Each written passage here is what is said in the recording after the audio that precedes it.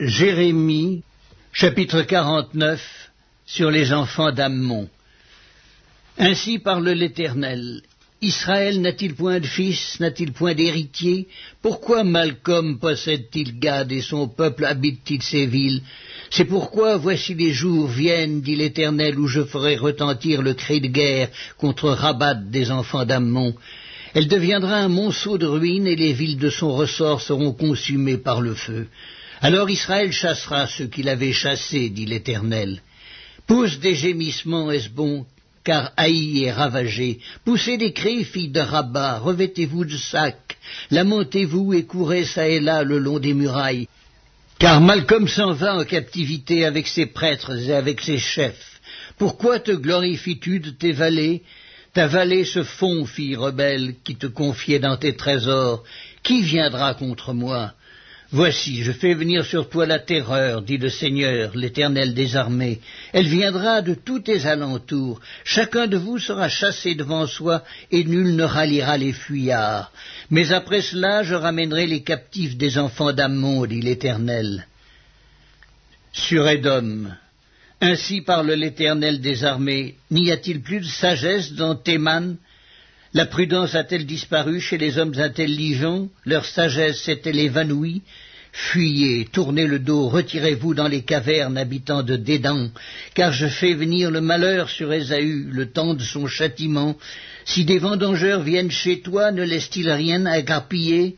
Si des voleurs viennent de nuit, ils ne dévastent que ce qu'ils peuvent? Mais moi je dépouillerai Ésaü, je découvrirai ses retraites. Il ne pourra se cacher. Ses enfants, ses frères, ses voisins périront, et il ne sera plus. Laisse tes orphelins, je les ferai vivre, et que tes veuves se confient en moi. Car ainsi parle l'Éternel, voici, ceux qui ne devaient pas boire la coupe la boiront. Et toi, tu resterais impuni? Tu ne resteras pas impuni, tu la boiras. Car je le jure par moi-même, dit l'Éternel, Botsra sera un objet de désolation, d'opprobre, de dévastation et de malédiction, et toutes ces villes deviendront des ruines éternelles. J'ai appris de l'Éternel une nouvelle, et un messager a été envoyé parmi les nations. Assemblez-vous et marchez contre elles, levez-vous pour la guerre. Car voici, je te rendrai petit parmi les nations, méprisé parmi les hommes. Ta présomption, l'orgueil de ton cœur t'a égaré, toi qui habites le creux des rochers et qui occupes le sommet des collines. Quand tu placerais ton nid aussi haut que celui de l'aigle, je t'en précipiterai, dit l'Éternel. Édom sera un objet de désolation. C'est pourquoi écoutez la résolution que l'Éternel a prise contre Édom et les desseins qu'il a conçus contre les habitants de Théman. Certainement, on les traînera comme de faibles brebis, certainement on ravagera leur demeure. Au bruit de leur chute, la terre tremble, leur cri se fait entendre jusqu'à la mer Rouge. Voici, comme l'aigle, il s'avance, il vole, il étend ses ailes sur Botsra, et le cœur des héros d'Édom est en ce moment, en ce jour, comme le cœur d'une femme en travail. Sur Damas, Hamath et Arpad sont confuses, car elles ont appris une mauvaise nouvelle, elles tremblent.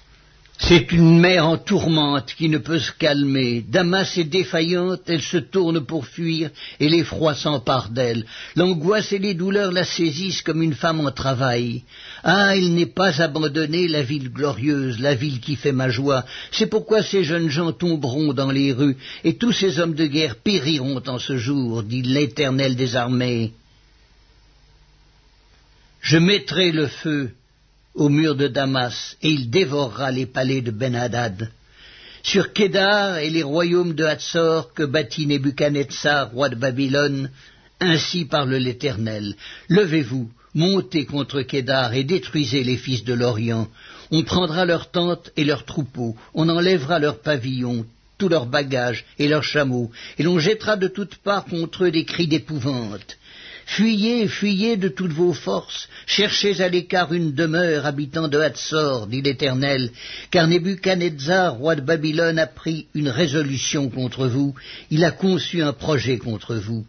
Levez-vous, montez contre une nation tranquille, en sécurité dans sa demeure, dit l'Éternel. Elle n'a ni porte ni barre, elle habite solitaire. Leurs chameaux seront au pillage, et la multitude de leurs troupeaux sera une proie. Je les disperserai à tous les vents, ceux qui se rasent les coins de la barbe, et je ferai venir leur ruine de tous les côtés, dit l'Éternel. Hatzor sera le repère des chacals, un désert pour toujours. Personne n'y habitera, aucun homme n'y séjournera.